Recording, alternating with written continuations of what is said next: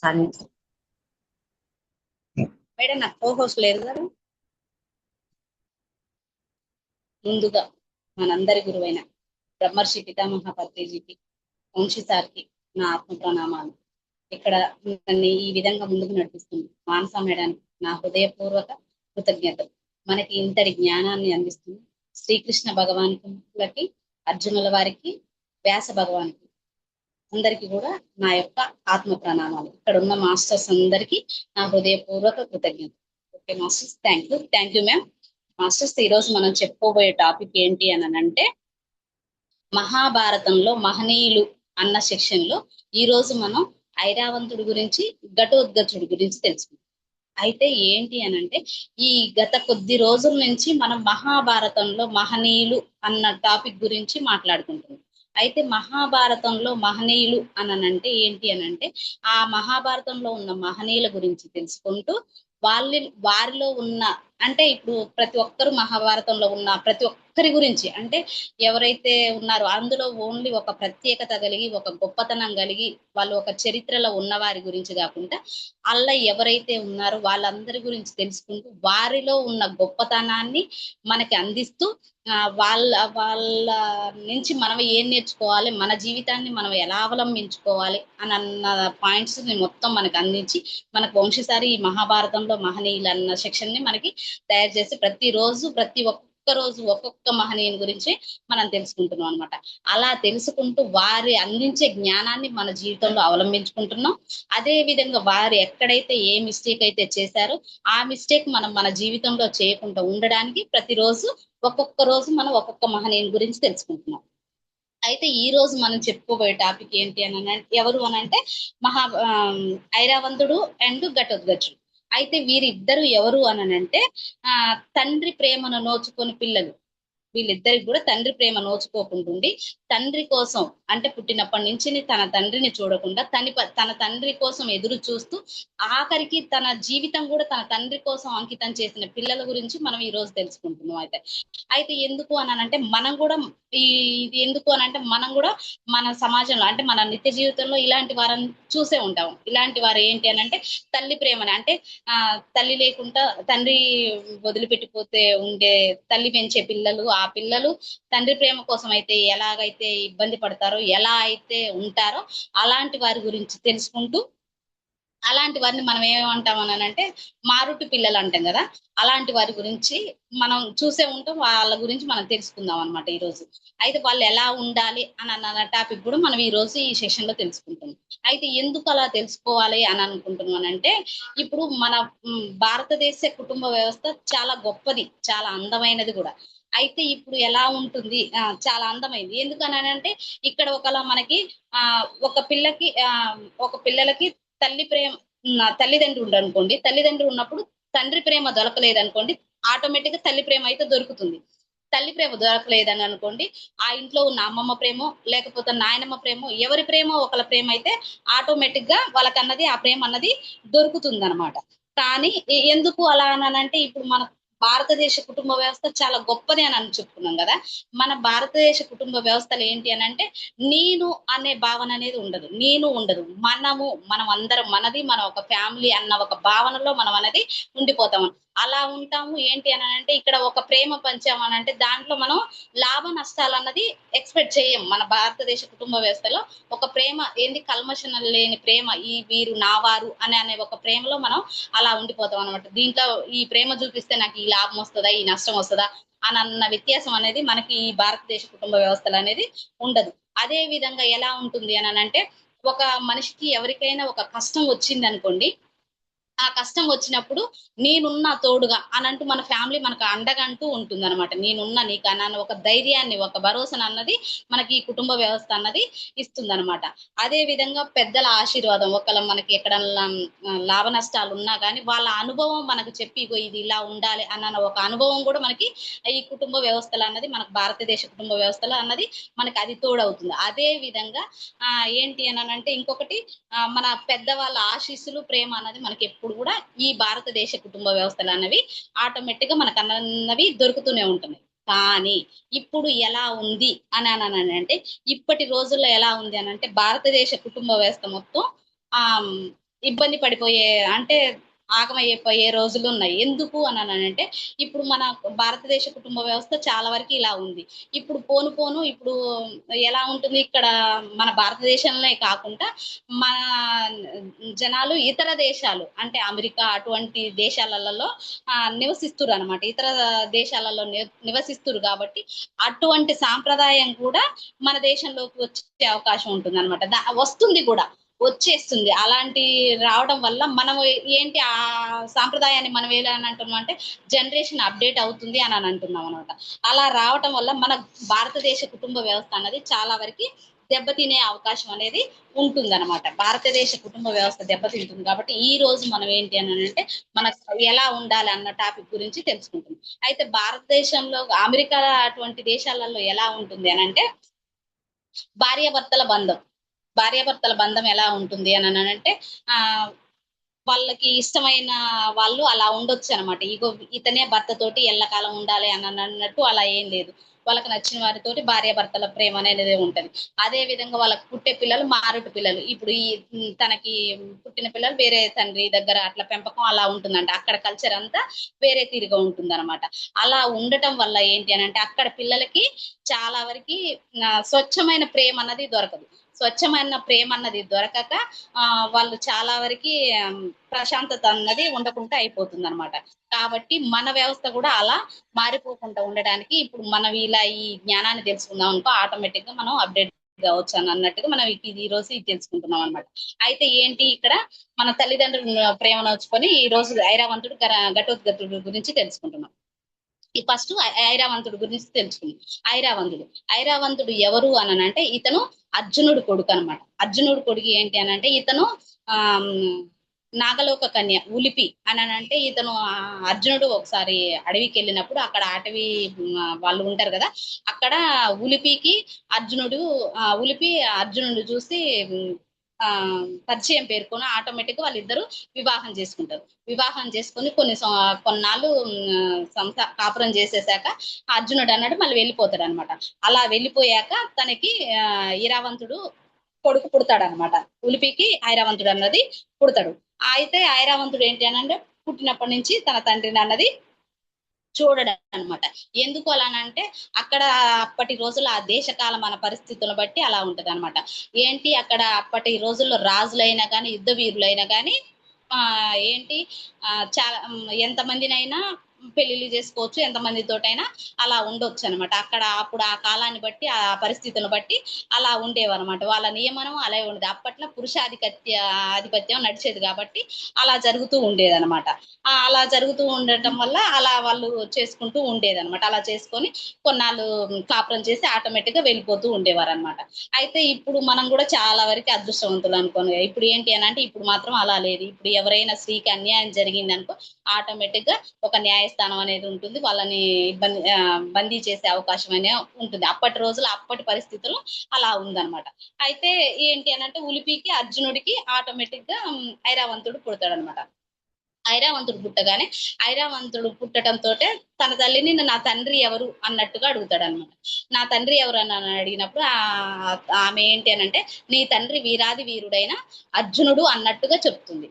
అర్జునుడు అయితే ఆ పిల్లవాడు ఏంటి అని అంటే నా తండ్రి వీరాది వీరుడు అర్జునుడు కదా, చాలా గొప్పవాడు కదా, అయితే నేను నా తండ్రిని చూడాలి, నా తండ్రి ప్రేమని నేను దక్కించుకోవాలి అని అన్న ఒక ఉంటాడు అనమాట. ఒక ఆశతోటి అలా ఉంటూ నేను నా తండ్రి దగ్గరికి పోయేటప్పుడు నా తండ్రి ఎలా అయితే గొప్పవాడో నేను కూడా అదే విధంగా నా గొప్పతనాన్ని నా తండ్రికి చూపించాలి, నా తండ్రి మన్ననలు నేను పొందాలి, నా తండ్రి ప్రేమని నేను పొందాలి అని అన్నట్టుగా తను ఎన్నో కలలు కంటూ నా తండ్రి మెచ్చుకోలు అని అంటే నేను ఒక పని చేస్తే నేను ఒక వీరత్వం చేసింది అనుకో నా తండ్రి నన్ను మెచ్చుకోవాలి అని అంటూ అతను కలలు కనుక్కుంటూ ఉంటాడనమాట.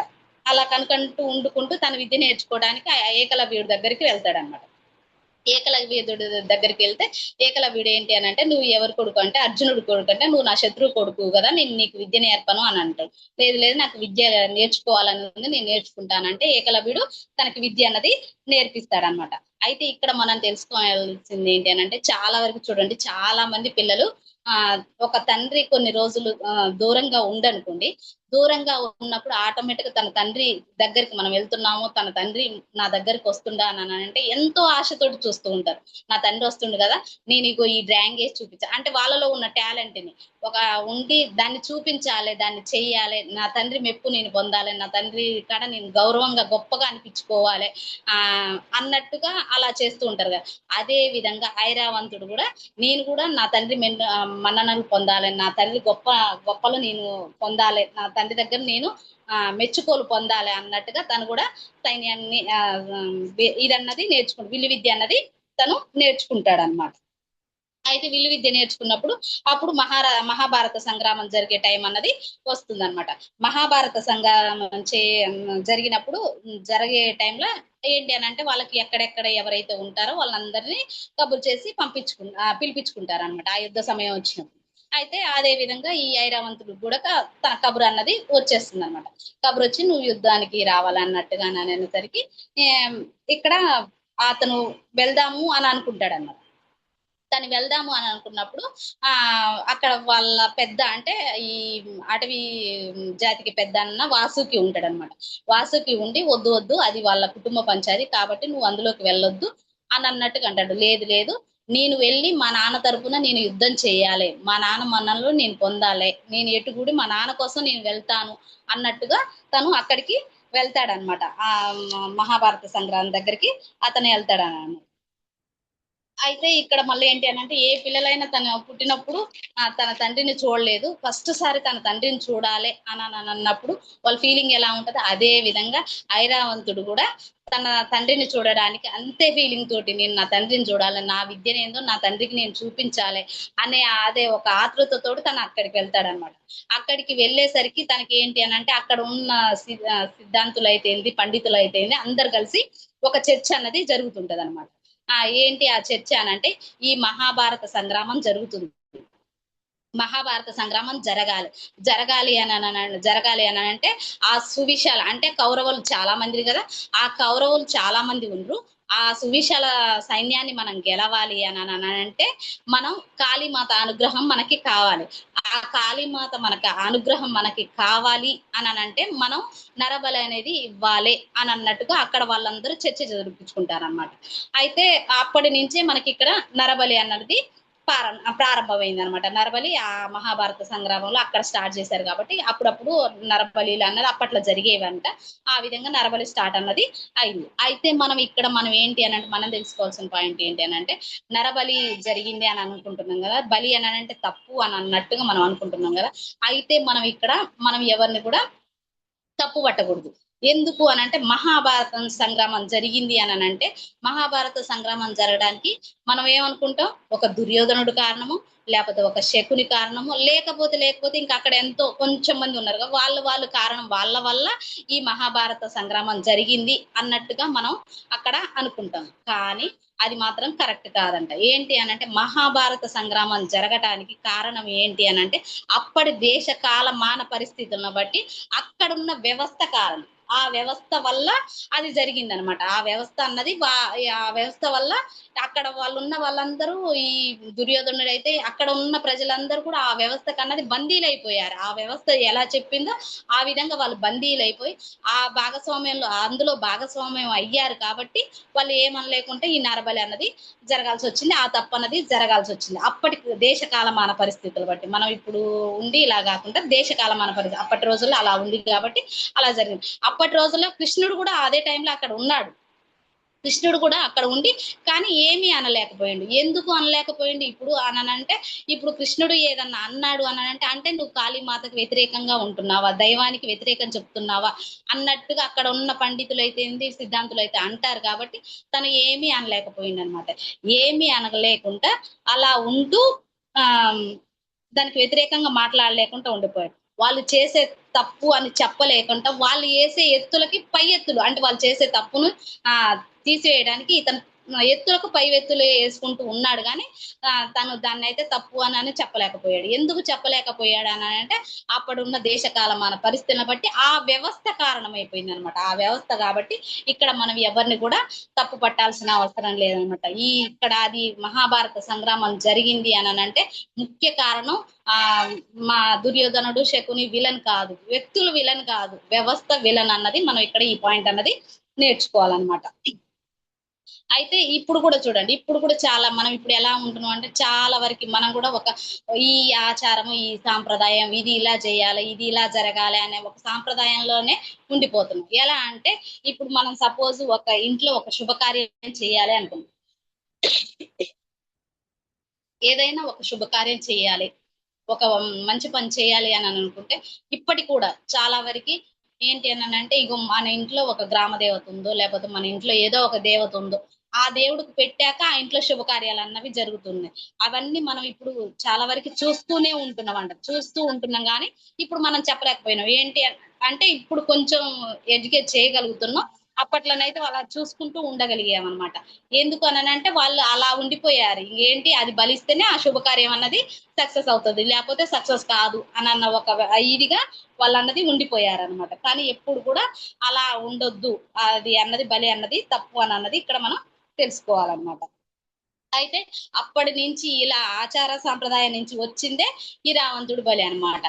ఇప్పుడు మనం ఈ మేకల బలి ఎలా అయితే చేసామో అప్పట్లో ఆ రోజు ఆ దేశకాలమాన పరిస్థితుల నుంచి వచ్చిందే ఆ ఈరావంతుడి బలి అనమాట. ఈ మహాభారతంలో ఈ కథ చాలా వరకు ఈ హిరావంతుడు మహాభారత సంగ్రామం కోసం బలి అయ్యాడని చాలా వరకు తనకంటూ తెలియదు అనమాట. అయితే ఇప్పుడు మన మహాభారతం అనగానే ఇప్పుడు అక్కడ ఉన్న పాండవులు కౌరవులు ద్రౌపది వస్తావని ఇలా అనుకుంటాం, కానీ ఇలాంటి వీరులు ఎంతో మంది మరణాలు ఆ మహాభారతంలో జరిగాయి అన్నమాట. అవన్నీ మనకి చాలా వరకు తెలవవు. అయితే ఇక్కడ ఏంటి, వీరావంతుడు ఏం చేశాడు, ఆటోమేటిక్ గా తను అక్కడికి వెళ్ళిపోయాడు కదా. అక్కడికి వెళ్ళేసరికి తను ఏంటి, నేను అక్కడికి వెళ్ళాను ఆటోమేటిక్ గా నాకు మా నాన్న ఎదురొచ్చి నాకు వెల్కమ్ చెప్తాడు, నన్ను అందరికి పరిచయం చేస్తాడు అన్నట్టుగా తను అనుకుంటాడు. తను అని అనుకున్నప్పుడు అలాంటివి ఏమి తనకి దొరకవు అనమాట. ఎందుకు అని అంటే అక్కడ ఉన్న వ్యవస్థ కారణం. ఆ వ్యవస్థ ఏంటి అని అంటే ఇప్పుడు అతను ఎక్కడో అడవిలో పుట్టాడు, అడవిలో పుట్టిన అతన్ని తీసుకొచ్చి ఇతను నా కొడుకు అనని అర్జునుడు చెప్పాలని ఉంటది, అర్జునుడు చెప్పాలని ఉన్నా కానీ అక్కడ సమాజాన్ని బట్టి వ్యవస్థను బట్టి తన అన్నది చెప్పనివ్వరు అనమాట. అదే విధంగా ఈ సమాజంలో కూడా అలానే ఉంది. ఇప్పుడు ఎక్కడైనా వాళ్ళకి పిల్లలు పుట్టారనుకోండి, అలాంటి పిల్లల్ని వీరు నా పిల్లలు అని పరిచయం చేస్తారంటే పరిచయం చేయరనమాట. ఎందుకు అంటే వ్యవస్థ కారణం, ఈ సమాజ నియమం కూడా కారణం అనేది ఉంటుందన్నమాట. అయితే అతను అక్కడికి వెళ్తాడు, అక్కడికి వెళ్ళేసరికి వాళ్ళందరూ వచ్చేస్తారు కదా, చేసి ఏంటి అని అంటే ఇక్కడ నరబలి జరగాలి అని అంటారు. నరబలి జరగాలంటే మనకున్న ఏంటి మనకున్న సైన్యమే చాలా తక్కువ ఉంది, అలా నరబలి చేయాలని అంటే ఒక వీరుణ్ణి చేయాలి. వీరుణ్ణి చేయాలంటే మనకున్న సైన్యం చాలా వరకు తక్కువగా ఉంది కదా, ఆ తక్కువ ఉన్న వాళ్ళ మళ్ళీ నరబలి అని అంటే కలవదు అన్నట్టుగా వాళ్ళు ఆలోచిస్తూ ఉంటారన్నమాట. ఆలోచిస్తూ ఉంటున్నప్పుడు అప్పుడు ఏంటి అంటే ఈరావంతుడు నేను ఆటోమేటిక్ గా నేను బలి అవుతాను అని అన్నట్టుగా అంటాడు. అని అన్నప్పుడు తను ఒక పాయింట్ అంటాడు అనమాట. ఏంటి అని అంటే నేను బలి అవ్వాలి అని అనుకున్నప్పుడు అది మా నాన్నకి ఇష్టమేనా, మా నాన్నకి అది గొప్ప అంటే నేను చనిపోతే మా నాన్నకి ఇష్టము అని అనుకుంటే ఆటోమేటిక్ గా నేను బలి అవ్వటానికి నేను రెడీగా ఉన్నా అని అన్నట్టుగా అంటాడు. అయితే అందరు ఉండి అయితే అతనికి ఇష్టమే అని అంటే అయితే సరే నేను బలి అవుతాను అన్నట్టుగా చెప్తాడు.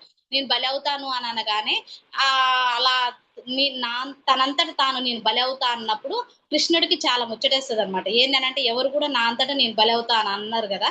అయితే కృష్ణుడికి చాలా మంచిగా అనిపించి అయితే నీకు ఏమైనా కోరికలు ఉన్నాయా అని అంటే నాకు 3 కోరికలు ఉన్నాయి అన్నట్టుగా అడుగుతాడు అనమాట.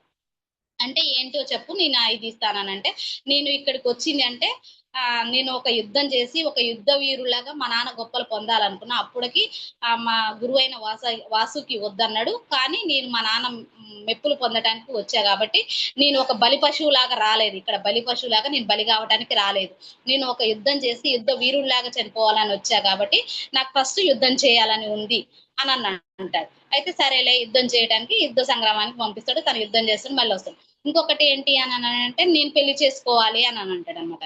నువ్వు పెళ్లి చేసుకోవాలని అంటే రేపు బలిచ్చే అతన్ని ఎవరైనా పెళ్లి చేసుకుంటారా అని అంటే ఎవరు పెళ్లి చేసుకో. అయితే నువ్వు పెళ్లి చేసుకోవడానికి ఎవరు అసలు అలా ఇవ్వకూడటం కూడా తప్పు అనమాట. అయితే ఎలా అని అన్నట్టుగా ఆలోచిస్తారు. ఎలా ఇతను కోరిక తీర్చాలి కదా, కోరిక తీర్చాలి అని అన్నప్పుడు కృష్ణుడు ఏంటి అని అంటే అప్పుడు కృష్ణుడు మోహిని అవతారం ఎత్తుతాడు అనమాట. మోహిని అవతారం ఎత్తి అప్పుడు ఇరావంతుణ్ణి పెళ్లి చేసుకుంటాడు. ఇరావంతుణ్ణి పెళ్లి చేసుకొని తనతోటి ఒక రోజు కాపురం చేసి ఆటోమేటిక్ తను తెల్లారి తను కాళీమాతకి బలి అన్నది అవుతాడు అనమాట. కాళీమాతకి బలి అయినప్పుడు ఆ కాళీమాత దగ్గరికి తన తలకాయ తీసుకెళ్లి మహాభారత సంగ్రామం మధ్యలో పెట్టి తనని ఆ యుద్ధం చూసేట్టుగా అలా పెడతారనమాట. ఆ విధంగా ఇరావంతుడి బలి అన్నది జరుగుతుందనమాట. ఆ విధంగా ఇంకా తెల్లారి ఏంటి అతను చనిపోయాడుగా, అతను చనిపోయాక కృష్ణుడు మోహిని అవతారంలో ఉంది కదా, కృష్ణుడు మోహిని అవతారంలో ఉన్నప్పుడు తను ఇంకా తన భర్త చనిపోయాడు అన్నట్టుగా దుఃఖించి ఆటోమేటిక్ గా తన మోహిని అవతారం తీసేసి కృష్ణుడి అవతారం అన్నది ఎత్తుతాడు అనమాట. కృష్ణుడి అవతారం ఎత్తిండానంటే అదే మనకి ఇప్పుడు మనం హిజ్రాలు అని పిలుస్తున్నాం కదా, వాళ్ళే హిజ్రాలు అనమాట. ఆ కృష్ణుడి అవతారం నుంచి వచ్చిన ఆ మోహిని అవతారం నుంచి వచ్చిన వారే హిజ్రాలు అనమాట. అయితే ఈ హిజ్రాలు అనగానే మనం చాలా వరకు చిన్న చూపు చూస్తాం అనమాట, తక్కువ చూపు చూస్తాం అనమాట. కానీ ఎప్పుడు కూడా మనం వాళ్ళని చిన్న చూపు తక్కువ చూపు చూడకూడదు. అలా ఎందుకు అని అంటే ఇప్పుడు ఈ ఇరావంతుడి గుడి తమిళనాడులో కువా అనే గ్రామంలో అక్కడ తనకి ఇప్పటికి కూడా ఆ పూజలు అన్నవి అందుతున్నాయంట. ఎలా అనంటే సంవత్సరానికి ఒకసారి అని అంటే ఎక్కడెక్కడ ప్రపంచంలో ఎక్కడెక్కడ ఉన్న ఇజ్రాయల్ అక్కడికి చేరి ఆటోమేటిక్ గా ఆ రోజు అక్కడ అతన్ని ఇరావంతుడిని ఊహించుకొని అక్కడ పండితుడితోటి తాళి కట్టించుకొని ఆ రోజు అతన్ని ఊహించుకుంటూ నిద్ర చేసి తెల్లారి మళ్ళీ తను చనిపోయాడు అనుకొని తాళి తీసి దుఃఖించి ఆటోమేటిక్ గా ఆ ఆ దుఃఖించి ఆటోమేటిక్ వచ్చేస్తారంట. ఆ విధంగా తన్ని ఇరావంతుణ్ణి ఒక దైవం లాగా వాళ్ళు వాళ్ళ మనసులో అన్నది పూజించుకుంటారు అనమాట. కాబట్టి మనం కూడా ఎప్పుడు కూడా ఆ హిజ్రాలు అన్నది తక్కువ చేసి చూడకూడదు. ఇప్పటికి కూడా ఈ ఆచారం అన్నది అక్కడ జరుగుతూనే ఉందన్నమాట.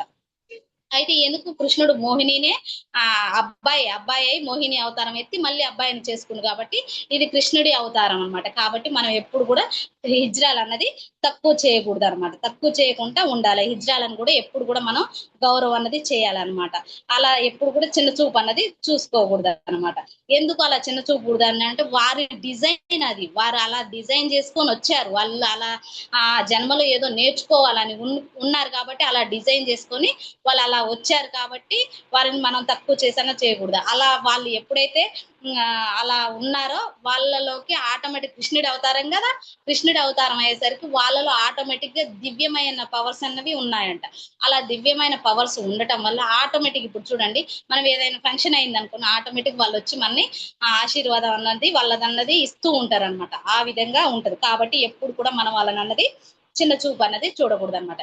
ఇక్కడ మనం ఇరావంతుడి నుంచి మనం నేర్చుకోవాల్సింది ఏంటి అని అంటే ఎవరైనా మనకి ఇప్పుడు మన నిత్య జీవితంలో ఎవరైనా ఇలా తండ్రి ప్రేమకో తల్లి ప్రేమకో నోచుకోకుండా ఆటోమేటిక్ గా బాధపడుతూ ఉండే వారికి మనం చెప్పాల్సిన జ్ఞానం ఏంటి అని అంటే ఎవరు కూడా ఎవరి ప్రేమ కోసం ఆశించవద్దు. మనకు కావాల్సింది భగవంతుడి ప్రేమే మనకి శాశ్వతం. ఎవరి ప్రేమ కోసం మనం ఏడ్చుకుంటూ కూర్చోవాల్సిన అవసరం లేదు. భగవంతుడి ప్రేమ మనకి ఎప్పుడైతే ఉంటుందో ఆటోమేటిక్ గా అన్ని ఉంటాయని ఆ విధంగా చూసుకొని మన ఆత్మ ధైర్యాన్ని మన ఆత్మశక్తిని అన్నది పెంచుకోవాలి.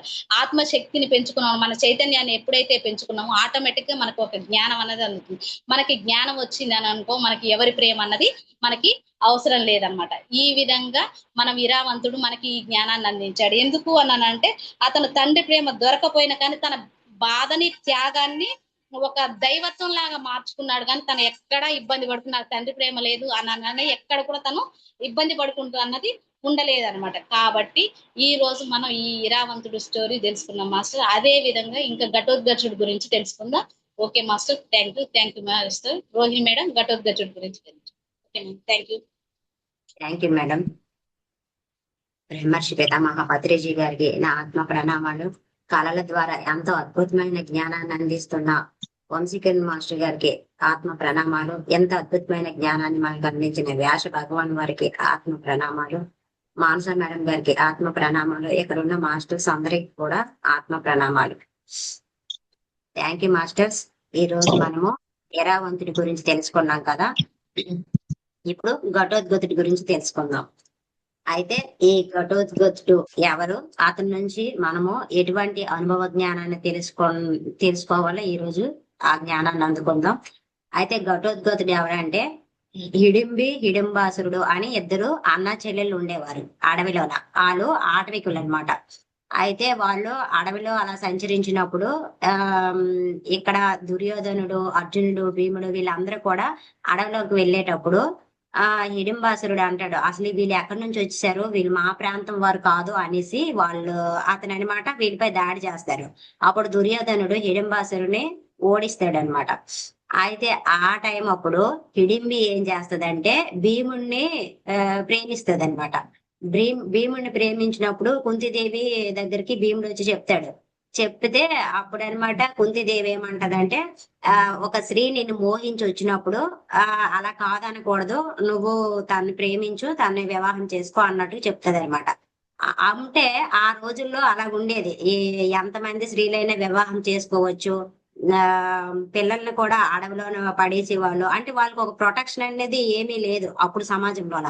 కానీ ఇప్పుడు సమాజంలో చూడండి, అసలు స్త్రీకి ఏమైనా జరిగినా, పిల్లలకి ఎక్కడైనా సరే విడిచిపెట్టేసినా ఎంత అద్భుతంగా చట్టము, పోలీసులు చక్కగా ప్రొటెక్షన్ ఇస్తున్నారు. అంటే అప్పుడు సమాజానికి ఇప్పుడు సమాజానికి జ్ఞానం అన్నది ఎంత పెరిగింది అనేది మనం ఇక్కడ తెలుసుకోవాలి. అంతేకాని అప్పుడు వాళ్ళు ఎందుకు అలాగ ఉన్నారు, ఇప్పుడు లేరు అనేసి మనము అలాంటి క్వశ్చన్స్ మన మైండ్ లోకి రానివ్వకూడదు. అప్పుడు ఆ దేశ కాలమాన పరిస్థితులు బట్టే మనం ఆలోచించాలి.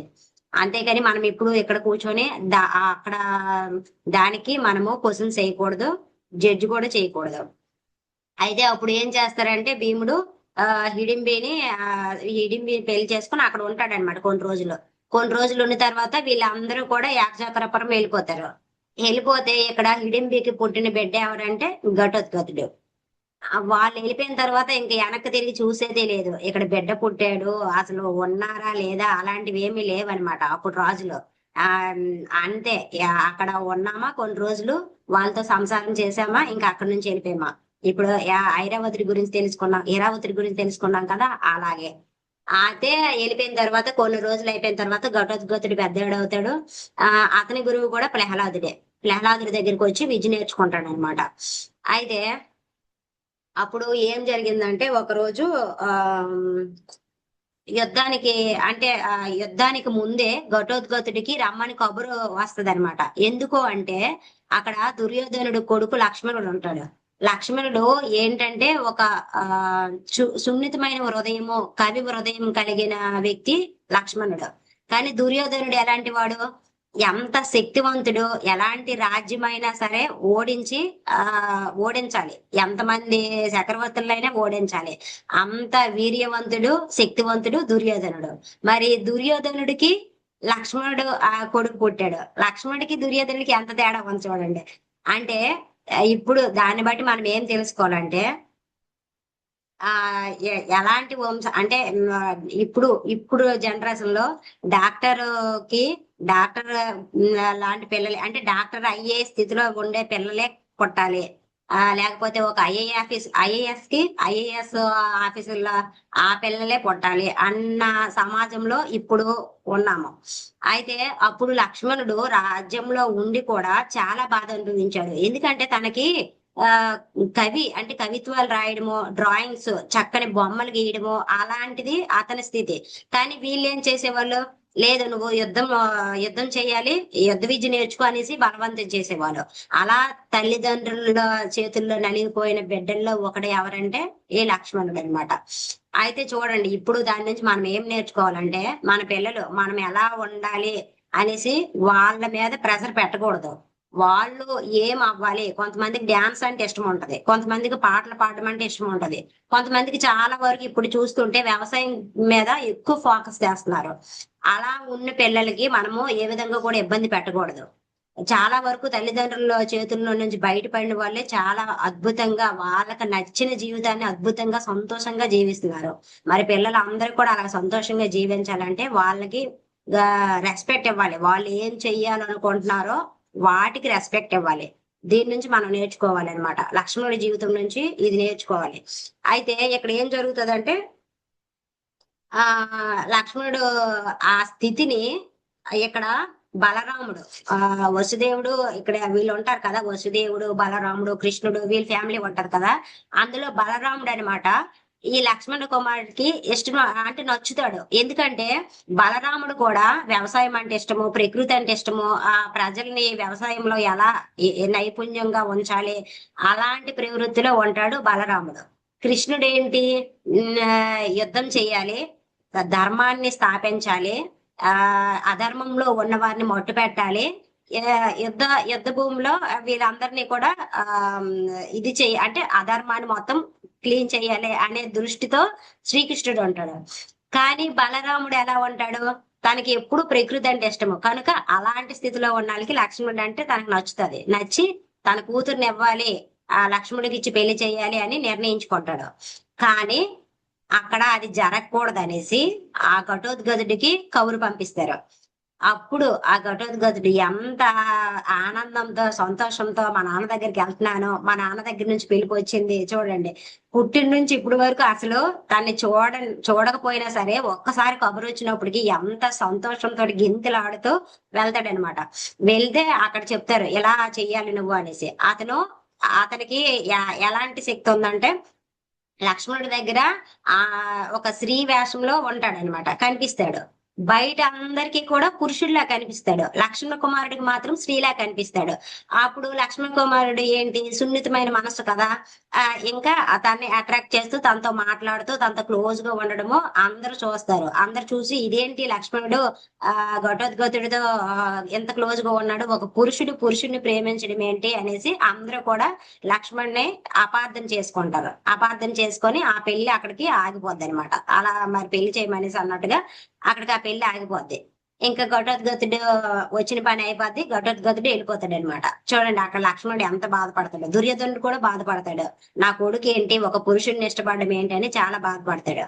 అయితే ఇక్కడ ఘటోద్గతుడు వెళ్ళిపోతాడు. ఇంకా రెండోసారి కబురు అందుతుంది అనమాట, మళ్ళీ యుద్ధానికి రమ్మని, అంటే యుద్ధ రంగానికి వీళ్ళ తండ్రికి సహకరించడానికి రమ్మని కబురు అందుతుంది. ఎందుకంటే అక్కడ కౌరవులు ఏం చేస్తారంటే రాత్రిపూట యుద్ధం చేస్తారు.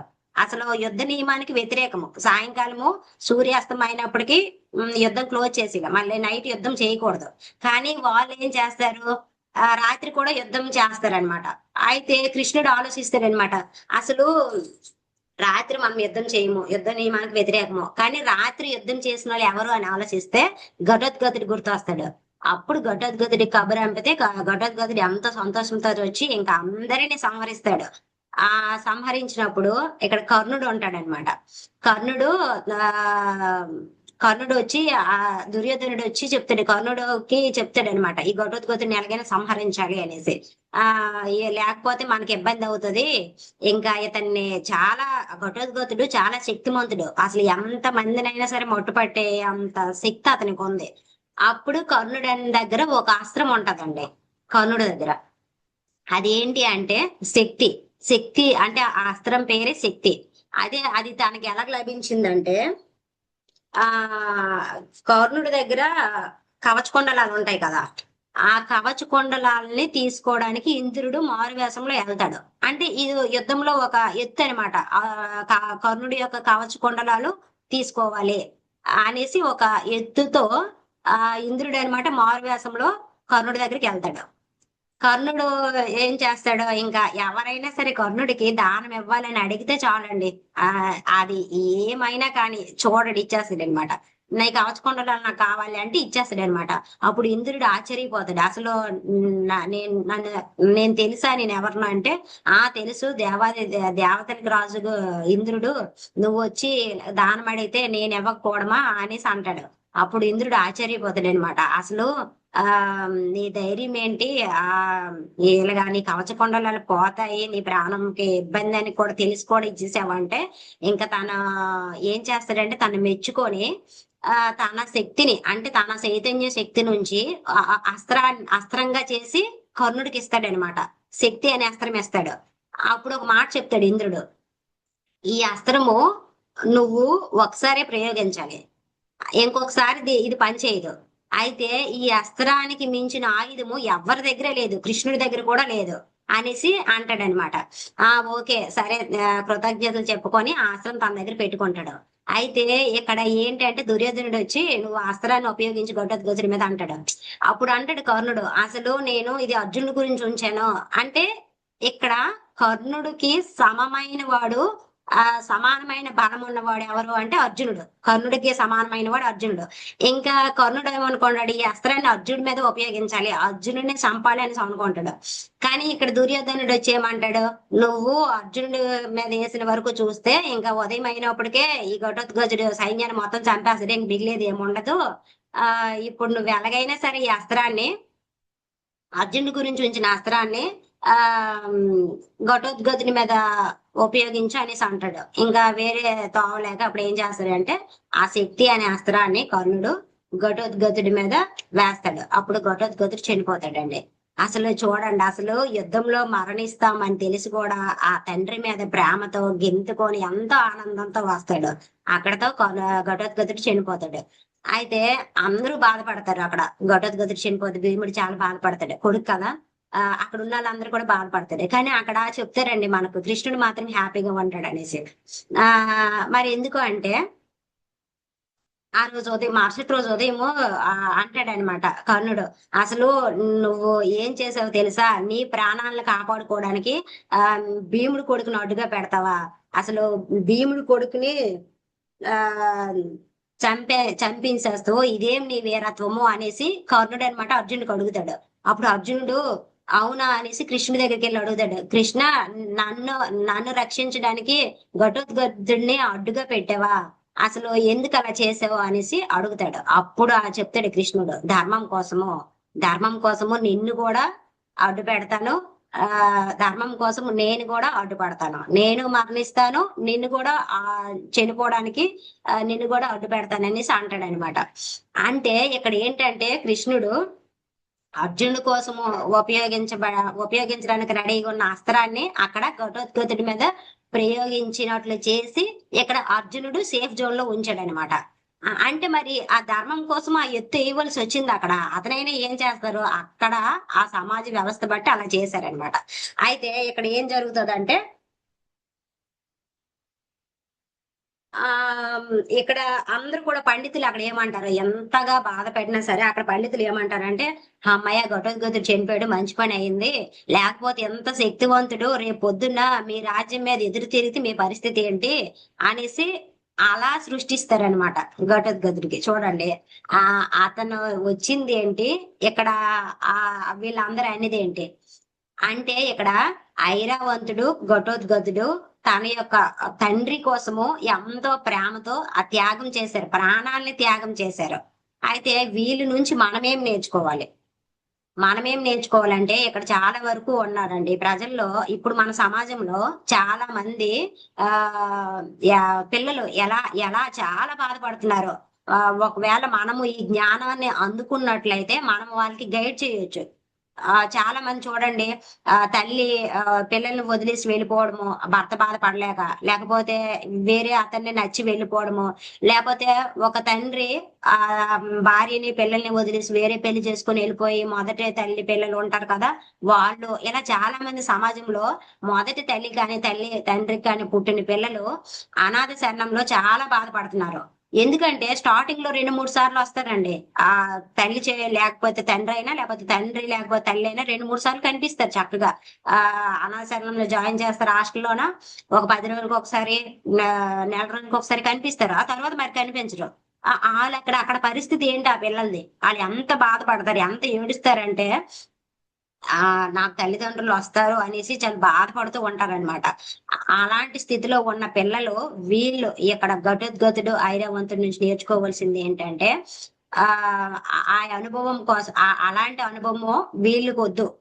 అంటే అలాంటి త్యాగం వీళ్ళకి వద్దు. ఎందుకు ఎందుకు అసలు త్యాగం చెయ్యాలి, అసలు వీళ్ళకి ఏం చేశారు వాళ్ళు, చిన్నప్పటి నుంచి పెంచారా, వాళ్ళ యొక్క ఆలనా పాలన చూసారా, అలాంటి వాళ్ళ గురించి ఎందుకు ఏడవాలి, ఎందుకు వాళ్ళ జీవితాన్ని త్యాగం చేయాలి. చక్కగా హాస్టల్లో ఉన్న వాళ్ళు చదువుకోండి, లేకపోతే బయట ఉన్న వాళ్ళు ఏదో ఒక, ఎవరో ఒక, ఇప్పుడు సమాజం చాలా ఆ వృద్ధి చెందింది, అంటే ఇంప్లిమెంట్ అయ్యింది. ఎక్కడ చూసినా సరే స్కూల్స్ అవన్నీ కూడా ఫ్రీగా ఉచితంగా ఫుడ్ అంతా ఇవ్వబడుతుంది కదా, చక్కగా అక్కడ చేరి చక్కగా వాళ్ళు చక్కగా చదువుకొని వాళ్ళ కాళ్ళ మీద వాళ్ళు నిలబడితే ఇంకా వాళ్ళకి ఎవరు చూడవలసిన పనే లేదండి. దీనికి తోడు ఎవరైతే చాలా మంది నాకు తల్లిదండ్రులు ఉండాలి, నాకు కుటుంబ సభ్యులు ఉండాలి, నాకు వాళ్ళ ప్రేమ పొందాలి అనే వాళ్ళకి చెప్పేది ఏంటంటే ఈ ప్రేమ అన్నదే ఒక పెద్ద అబద్ధము. తల్లిదండ్రుల ప్రేమ, భార్య, పిల్లలు, భర్త ఈ ప్రేమను పక్కన పెడితే అసలైన ప్రేమ ఏంటంటే ఆ భగవంతుడి ప్రేమ. భగవంతుడి ప్రేమ మన మీద ఎప్పుడు ఉంటది. మనకి వీళ్ళున్నా వాళ్ళున్నా లేకపోయినా సరే మనకి ఆ భగవంతుడి ప్రేమ ప్రతి క్షణం ఉంటది అని వాళ్ళు గట్టిగా విశ్వసించి వాళ్ళ యొక్క శక్తిని పెంచుకుంటే వాళ్ళు అద్భుతంగా తయారవుతారు. మనం ఈ జ్ఞానాన్ని తెలుసుకోవడం వల్ల మన చుట్టుపక్కల ఎవరైనా సరే ఈ పరిస్థితిలో ఉన్నా మనం చక్కగా గైడ్ చేయొచ్చు అనమాట. అలా వాళ్ళు వాళ్ళని ఆ, వాళ్ళనే ధైర్యం చెప్పుకొని ముందుకు వెళ్ళాలి. ఇక్కడ మనకి ఒక సినిమా ఉంటదండి, అది ఏంటంటే ఆ జయసుధ సినిమా. ఆ ఆ సినిమా పేరు గుర్తు రావట్లేదు. లేదు కదా, ఆ అంతులేదు కదా. ఆ, అంతులేని కదా. ఆ సినిమాలోన జయసుధ ఉంటది. తను ఏం చేస్తదంటే తన తండ్రి చిన్నప్పుడే ఆ భార్యని పిల్లల్ని వదిలేసి వెళ్ళిపోతాడు అనమాట. ఇంకా ఇక్కడ జయసుధ వాళ్ళ చెల్లి, అన్నయ్య, తమ్ముడు, మళ్ళీ వాళ్ళ అమ్మ, ఈ ఐదుగురు ఫ్యామిలీని తాను కష్టపడి పెంచుతది. పెంచి ఆ రోజు చక్కగా ఉద్యోగం చేసి వీళ్ళందరినీ పెంచుతది అనమాట. పెంచి ఆ తర్వాత ఒక రోజు అన్నమాట తన తండ్రి వస్తాడు ఇంటికి. వచ్చినప్పుడు ఆ కబురు తెలిసిన తర్వాత తను ఎంత సంతోషిస్తుంది, అమ్మ మా నాన్న వచ్చాడు, ఇంక ఇప్పటి నుంచి నాకు ఏ బాధ్యత ఉండదు అని ఆ ఉద్యోగం చేసిన దగ్గర అందరికీ చెప్పేస్తుంది అనమాట. ఆ నేను ఈ రోజు నుంచి ఉద్యోగానికి రాను, మా నాన్న వచ్చాడు, నేను హ్యాపీగా నా జీవితాన్ని జీవిస్తాను, అంతా మా నాన్న చూసుకుంటాడని ఇంటికి వెళ్తుంది అనమాట. ఇంటికి వెళ్తే ఆ తండ్రిని కూర్చొని ఉంటాడు, అందరూ ఉంటారు, అతను ఇంకా సన్యాస దుస్తుల్లోనే ఉంటాడు అనమాట. అయితే అంటాడనమాట, అక్కడ భోజనం చేస్తూ ఉంటాడనమాట. భోజనం చేస్తున్నప్పుడు తను వస్తది అనమాట. ఇంకా నాన్న ఇంకా రేపటి నుంచి అన్ని నువ్వు చూసుకొని నువ్వు నాకు చాలా సంతోషంగా ఉంది అనేసి అంటే ఆ నాన్న కొంచెం బూడి తీసి తన చేతిలో ఇచ్చి ఇంకా దాన్ని అంటాడనమాట, నేను ఎందులోనే ఉంటాను, నేను సన్యాసంలోనే ఉంటాను, మీరు ఎలా ఉన్నారని చూసి వెళ్ళడానికి వచ్చాను అనేసి అంటాడు. అప్పుడు జయసుధకు చాలా కోపం వస్తుంది అనమాట. అంటే బాధ్యత తీసుకోవడానికి తను రాలేదు, ఆ ఆ ఇంటి యొక్క బాధ్యతని నిర్వర్తించడానికి తను రాలేదు. తను ఏం చేయడానికి వచ్చాడు అక్కడ, ఆశించాడు అనమాట. అక్కడ ఫుడ్ కానీ లేకపోతే ఇంకొకటి కానీ తను ఆశించి వచ్చాడు, అంతేగాని బాధ్యత తీసుకోవడానికి రాలేదు. అప్పుడు జయసుధ చాలా ఆ అసలు ఎంతగా అంటే ఆ కోపం అయిపోయి, అసలు వద్దు, నువ్వు ఎక్కడి నుంచి వెళ్ళిపో, నువ్వు తినడానికి కూడా నీకు అర్హత లేదన్నట్టుగా కోపం అయిపోద్ది. అంతే కదండి, అసలు తను చేయవలసిన బాధ్యత ఆ ఈ కూతురు తీసుకుంటే ఇప్పటికైనా తన చేతుల్లో తీసుకోకుండా ఇంకా చూడండి ఆ బాధ్యత నుంచి తప్పించుకునే ఉన్నారనమాట. అలాంటి తల్లిదండ్రుల గురించి పిల్లలు ఎందుకు త్యాగం చేయాలి? వాళ్ళ గురించి త్యాగం చేయవలసిన అవసరమే లేదు. ఇంకొకటి ఏంటంటే ఆ పిల్లల పేరు మీద ఎంతో కొంత ఆస్తి ఉన్నట్లయితే వాళ్ళ కుటుంబంలో కూడా దుర్యోధనుడు, ధృతరాష్ట్రుడు, శకును ఇలాంటి క్యారెక్టర్లో ఇలాంటి గుణాలు కలిగిన వ్యక్తులు ఉంటారు ఆ యొక్క ఆస్తిని తీసుకోవడానికి. వాళ్ళతోటి కూడా యుద్ధాలు చెయ్యొద్దు, వాళ్ళతోటి కూడా ఈ కోర్టులకు ఎక్కి ఆ గొడవల్లో పెట్టుకోకండి. ఆ పిల్లలు చక్కగా నాకు ఈ తండ్రి నుంచి ఎటువంటి ఆస్తిని ఆశించవలసిన పని లేదు, వస్తే ఓ రాని లేకపోతే లేదు అన్నట్టుగా ఆ వాళ్ళ కోర్టులు కేసులు అవేవి తిరగకుండా చక్కగా వాళ్ళ చైతన్యాన్ని వృద్ధి చేసుకొని వాళ్ళ యొక్క ఆ శక్తిని ఉన్నతీకరించుకొని వాళ్ళ కాళ్ళ మీద వాళ్ళు నిలబడాలి. దానికి తోడు ధ్యానం కాస్త చేస్తే వాళ్ళ లోపల ఉన్న భ్రమలన్నీ కూడా విడిపోతాయి. ధ్యానం చేయడము, చక్కగా సజ్జన సాంగత్యం చేయడము, బుక్స్ ఏవైనా ఉంటే చదువుకోవడము. అంటే సజ్జన సాంగత్యం అంటే మంచి గుణాల వ్యక్తులతో ఫ్రెండ్షిప్ ఉండడము, ఇలా చేయడం వల్ల వాళ్ళ లైఫ్ చాలా బాగుంటది అనమాట. ఇంకొకటి ఏంటంటే ఆ ఒక ఎగ్జాంపుల్ తీసుకుంటే ఒక అబ్బాయి ఉంటాడు. ఆ అబ్బాయి అనమాట తల్లి చనిపోద్ది, తండ్రి అనమాట హాస్టల్ జాయిన్ చేస్తాడు. ఆ ఫస్ట్ లో వచ్చేవాడు దగ్గర దగ్గర, తర్వాత రాలేదు. ఆ అబ్బాయి చాలా ఏడుస్తాడు అనమాట, మా నాన్న రావడం లేదు, మా నాన్న రావడం లేదు, మా అమ్మ లేదు, ఇప్పుడు నా పరిస్థితి ఏంటి? ఏడ్చి ఏడ్చి వాడు ఏం చేస్తాడంటే ఒక పెద్ద విలన్ అయిపోతాడు అనమాట. అంటే తనకి కోపం వచ్చింది తండ్రి మీద. ఆ కోపం ఎవరి మీద చూపించాలో తెలియక తన చుట్టూ ఉన్న వాళ్ళ అందరిపైన చూపిస్తూ చూపిస్తూ ఒక విలన్ గా మారిపోయాడు. అంటే అందరూ తను ద్వేషిస్తాడు, వాడు వాడిని అందరూ ద్వేషిస్తాడు, అలా తయారయ్యాడు అనమాట. అలాగే అలాంటి జీవితం అనిపిస్తున్న ఇంకొక అబ్బాయి చూడండి. ఇంకొక అబ్బాయి కూడా సేమ్ ఆ విధంగా అనాథ శరణంలో జాయిన్ చేసి వాళ్ళ పేరెంట్స్ కనిపించలేదు. అప్పుడు ఆ అబ్బాయి ఏం చేస్తాడంటే చక్కగా చదువుకుంటాడు. చదువుకొని ఒక ఆఫీసర్ ర్యాంక్ వెళ్ళి తన కాలు మీద తను నిలబడి, సరే నాకు తల్లిదండ్రులు లేదు, ఓకే, నేను చాలా మంది తల్లిదండ్రులకి ఆ కొడుకుగా ఉండాలి అంటే వాళ్ళ బాధ్యతలు నేను తీసుకుంటాను, ఎవరైతే తల్లిదండ్రులకు వదిలేసి వెళ్ళిపోతారో వాళ్ళ బాధ్యతలు నేను తీసుకుంటాను అనేసి ఒక అనాథ శరణాన్ని స్థాపించి అక్కడ ఎక్కువ మందికి ఆ అక్కడ ఎవరైతే మాకు చూడట్లేదు, మా పిల్లలు మమ్మల్ని వదిలేశారు అలాంటి వాళ్ళందరికీ కూడా చక్కగా అక్కడ ఆ ఆశ్రయం ఇచ్చాడు అనమాట. అలా ఎదిగిన వాళ్ళు కూడా ఉన్నారు చూడండి. ఇక్కడ పిల్లలు వాళ్ళు జీవితాన్ని తీసుకునే విధానం, వాళ్ళ లోపలికి ఏది తీసుకుంటారో అలా ఉంటారనమాట. దుర్జన అంటే ఒక భయంతో బాధతో అలా ఉన్నప్పుడు వాళ్ళు అలా తయారయ్యారు విలన్గా.